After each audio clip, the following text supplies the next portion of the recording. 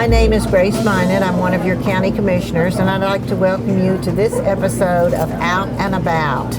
We're here today at the Thownhouse II restaurant, and we'll be talking to Tessa Burchett of the Cabarrus County Sheriff's Department. And she's here to talk to us about a very important safety program called Hide, Lock, and Take. Tessa, first tell us a little bit about yourself. How did you get into the Sheriff's Department, and what is your normal duties, your regular duties? Well, I've been with the Sheriff's Department for going on 20 years. I've worked in several different positions, from patrol to a school officer to community policing. I was a detective for years, and now I'm back over our community policing division. And our community policing division is a very important part of our agency, because that is where we truly partner with our residents in trying to make Cabarrus County a safer place. And we're a liaison, and we work on solving problems and addressing issues within the community. Well, that's certainly something that's at the top of the news now, about how we need more and more of this community policing type of situation. And this program, this campaign, addresses that. Well, tell us a little bit about how this campaign, what the name of it is, and what it's about, and how the campaign started. Sure. Hide, Lock, Take is a program. It's actually hide your things, lock your car, take your keys. And it addresses our problem of vehicle break-ins in our community, really nationwide. It was started in Dallas in 2004 and became successful because it's really an educational program to allow our residents to do something to protect themselves against car break-ins. And is it, you say it started in Dallas, and has it spread, and do we have any more of that in our area? Absolutely. Or are you the first? It has spread. Locally, we know that Huntersville Police Department is using this. University of North Carolina, Charlotte, their police department uses this. Mooresville, Davidson. So several local agencies use this and have found it to be quite successful. Tell us a little bit about how the program works. The idea is it's really, like I said, educational. We put up signs. We're doing this media campaign, social media, and again, sharing it with our residents. The idea is to remind our residents it's very important too, when you are parking your car, whether it's at a park or at the library, at the grocery store, within your own neighborhood, in your own driveway, lock your vehicle. First, hide your items. Don't leave valuables in your car. Lock the vehicle, and then ultimately take your keys with you. Don't just leave your vehicle unlocked with your keys inside, because that makes it too easy for our thieves to make you a victim. Right. Now, if you can't always take everything with you if you're going out of the car, so what are some ways that you can hide those items within the car? Honestly, I think first, plan ahead. If you know that you're going for a walk at the local park, don't bring valuable items with you. If obviously you have to have your purse or your wallet with you, and if you have to leave something in the car, put it in your trunk, hide it underneath your seat, put it out of sight, and lock your vehicle. If a thief sees something in plain view and your vehicle's unlocked, it makes it too easy, and just in a matter of seconds, 20 seconds they say, for someone to enter your car and take your belongings. So they can get into your car that quickly, 20 quickly. seconds. That quickly. We've seen it in surveillance. That is amazing. I know that there are some vehicles now that have a cover, if you have where you can see into the trunk area, but they have a cover that you can pull over that so that they can't see what's in there. Absolutely. But a lot of people don't use that. No, they don't. They need to. It would just take a couple seconds to use that. That's exactly right. What time of year is the worst time, or does it matter? It does. We usually see a spike around the holidays, unfortunately. Partly because some of it is Christmas shopping. People leave those gifts in their car, but unfortunately our thieves are more active around that time. We also see a spike during the summer, but really those two main times, leading up to our holidays and during the summer, we see a spike in this, and a little bit of forethought on our part can protect ourselves. Right. So you've talked about forethought, thinking ahead about how to take what to take in the car with you, how to hide it when you leave the car. what are some things that we should be thinking about when we go get ready to park as to the choices that we might make there? Right. Ideally, you want to be as close to the front entrance of the business, or you really want to be in plain sight, under good lighting. If you're parking like far away, I understand people sometimes want to protect their cars from being dinged and scratched. But again, if you're parking in good lighting near where there's going to be more vehicle traffic, that a thief doesn't want to take a chance that they're going to be seen. So you want it in plain view. Okay.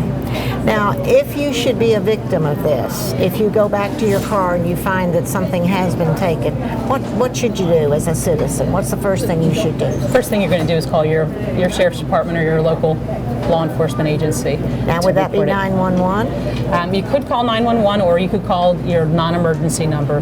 Ours would be 704-920-3000. It might be a good idea. I just had a thought. It might be a good idea for people to put that on their iPhone. That would be an excellent idea. Yes, it would be good. If I'm a citizen and I'm out in a parking lot at the mall and I see something that's suspicious to me, they're not bothering me. I'm getting out of my car, getting back in my car, and I see something else going on. What should I be looking for to help you folks? And that's a great question, because one of the biggest crime prevention techniques that we have is really being a good witness. First, notify law enforcement. Call. We're not asking anyone to intervene on themselves, on their own. We want people to be safe. Call law enforcement. Let us address it. Be a great witness. If you can get a tag, just a suspect description, anything to share with law enforcement so that we can address the problem. We don't want to put anyone in harm's way. And I'd like to emphasize something that you said there. Don't be a hero. Right. Just call. Absolutely. Let somebody else do that. Absolutely. Don't go after somebody. Don't question somebody. Just report it to you folks and let you take care of it. And also I would think, be alert to sort of be able to identify their clothing, perhaps what they look like. Absolutely. And maybe if you have your iPhone, you could take a surreptitious picture of somebody. Absolutely. And that sounds like you're interfering with other people's lives, but not really, because you're not using that and you don't know who they are. Right. But if it's necessary, you have that. Yes. And you would want, if you were the victim of that, you would want someone else to be that person to take notify. Exactly. Wouldn't that be wonderful? That would be a great thing to have happen. And license plate numbers. If you see something, get a license plate number of a car that you that's see very helpful in an that investigation. has left from a suspicious situation. All right, what's the Sheriff's Department going to be doing to help others know about this campaign? Sure. Well, we've placed signs in all of our county parks, county buildings, libraries. We also, you may see a card show up. It's really, again, an informational card. It says hide, lock, take, and it may even point out, hey, we noticed you left your car unlocked, or hey, we noticed you're leaving your belongings in plain view. And again, it's just that reminder to people. We also, of course, have our TV campaign, our social media campaign, just to get the word out there.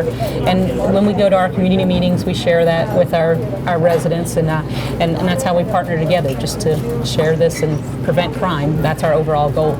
Have you thought of going into the schools to talk to the children? I know that when it came to seat belts, my grandchildren were the ones to tell me to put my seatbelt on. Right, and you are right. That is a wonderful resource, because our children will tell us faster than anyone else. So oftentimes when we do a crime prevention campaign, we partner with our school resource officers because they know our kids, and our kids trust our school resource officers, and we share this information with them. And I would think, too, a high school parking lot would be a very important place for this to happen. Yes, unfortunately, we've had break-ins at our in our parking lot. So yes, you can't assume that one place is safer than another. Exactly. I noticed that there is a website. Can you tell us a little bit about that and how someone might be able to access that and get more information? Yes. Hide, Lock, Take has their own website. If you go online, they're actually, let's say if your neighborhood is interested in buying a sign, you can go straight to that site to order the sign. There's also other resources, just pamphlets and that type of thing, educational, just again, reminders to share with your residents, your business patrons, whatever it might be, to get this information out. I think that's a very good idea for businesses to be aware of this and use that sign if they possibly can, because their customers may say, I'm just going to run in here for a minute. I'll be right out. Well, It only takes 20 seconds. Only Right. takes 20 seconds, Right. exactly. Are there other things that, other programs that you have in place that can help people with this if they do know or see some of these situations? Two other important campaigns that we're emphasizing right now. One is, it's called Silent Witness, and more residents, business owners have their own surveillance systems. And if a crime takes place maybe next door, the victim or even law enforcement may not know that we actually have surveillance of what happened.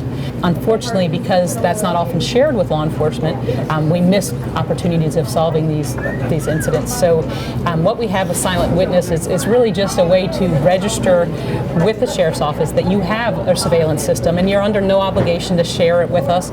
It's just really, it gives us an opportunity to reach out to you, let you know, hey, this happened. Would you be willing to share that surveillance with us? And that can help us solve crime and then prevent crime. Also, Crime Stoppers is an excellent resource, an excellent tool because it allows our witnesses, if they feel more comfortable to stay anonymous, sharing information, often getting paid for information if we're able to solve crime, and it's truly a great resource. Right. Well, you have given us a very good, thorough overview of this program, Hide, Lock, and Take, and I hope that becomes something that we put in our minds and think of, especially at this holiday season. So many times we hear of holidays that have been ruined because people did not hide, lock, and take.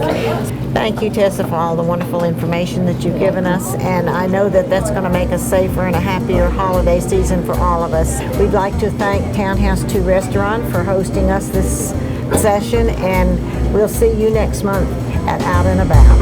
If you have suggestions for topics or location that you would like to see on Out and About, please contact us. Our email address is outandabout@cabarruscounty.us.